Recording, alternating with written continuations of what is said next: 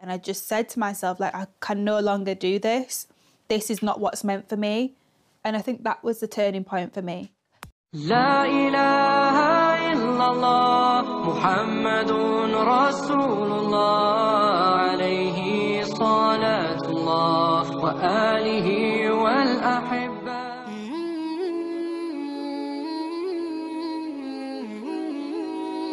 Persepon Rizvi, gadis asal Inggris, Islam menyelamatkan hidup saya. Agama memang membawa suatu perubahan dan ketentraman bagi umat manusia, khususnya lagi bagi orang yang benar-benar mendalaminya. Persepon Rizvi, gadis mualaf asal Inggris yang dulunya gemar mabuk-mabukan mengungkapkan bagaimana Islam menyelamatkan hidupnya. Awalnya Rizvi menganut agama Kristen, ia besar dari keluarga Kristen yang taat. Ayahnya orang Inggris berkulit hitam, selalu rutin datang ke gereja untuk beribadah. Begitupun dengan sang ibu yang memiliki keyakinan kuat terhadap agama. Sebelum menjadi mualaf, ia selalu menghabiskan malamnya untuk menghadiri klub hingga pagi. Bahkan menurut penuturannya, sesampainya di rumah ia kembali melanjutkan pestanya. Baginya, mengonsumsi alkohol adalah sebuah terapi untuk meredakan stres. Itulah yang menjadi penyebab mengapa ia terus-menerus mengonsumsi alkohol. Karena tidak kuat menghadapi hal-hal buruk dan masalah yang terkadang membuatnya stres, ia harus mencari tujuan hidup. Ia bingung dengan hidupnya. Namun, ia tidak tahu harus melakukan apa. Hingga akhirnya, sebelum memulai kuliah ia bekerja di layanan call center dan berteman dengan Halimah, seorang gadis muslim yang menjadi rekan kerjanya. Berkat Halimah ia mengenal Islam. Ia mulai berpuasa di bulan Ramadan, meski saat itu ia belum menjadi mualaf. Rizvi mengaku, ia berpuasa bukan karena ingin menjadi mualaf dan menunaikan kewajiban layaknya umat muslim pada umumnya. Ia hanya ingin memberikan tantangan terhadap dirinya sendiri. Apakah ia sanggup berpuasa selama 30 hari? Di hari pertama berpuasa, Rizvi memang masih minum alkohol dan datang ke klub. Namun ia merasakan perilakunya mulai berubah secara perlahan-lahan. Ia mulai merasa dirinya lebih baik dan berharga. Tak hanya itu, berkat berpuasa Rizvi juga mampu meredakan emosi dan egonya. Ia pun tiba-tiba merasa lebih bersyukur atas kehidupannya. Kemudian, saat kuliah ia mulai mempelajari Islam. Keinginan untuk menjadi muslim pun semakin kuat. Namun Rizvi masih menyembunyikan hal itu dari keluarganya. Dan di suatu waktu, ia memutuskan untuk datang ke Masjid Ikhlas di Salford. Di sana, ia bertanya banyak hal kepada imam masjid. Di momen inilah Rizvi mengucap kalimat syahadat dan menjadi seorang mualaf.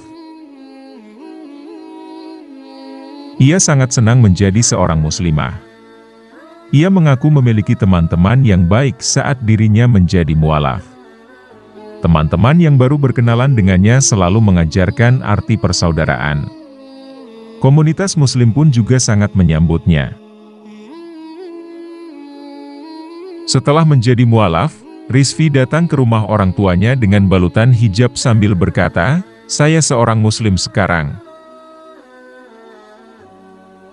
Orang tuanya terkejut dan berulang kali menanyakan keyakinan Rizvi akan pilihannya itu. Beruntung, orang tuanya bijak dan membiarkan Rizvi memilih keyakinannya sendiri. Status barunya sebagai muslimah membuat Rizvi harus menyingkirkan pakaian-pakaiannya yang tidak layak. Bahkan, sang ibu selalu membantunya mencari pakaian muslim yang tertutup.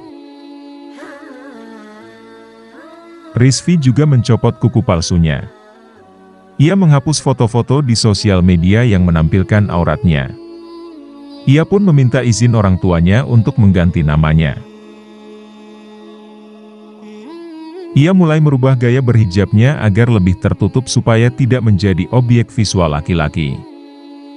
Rizvi mengatakan, setelah berhijab dan mengenakan busana tertutup, tidak ada lagi laki-laki yang berani menggodanya.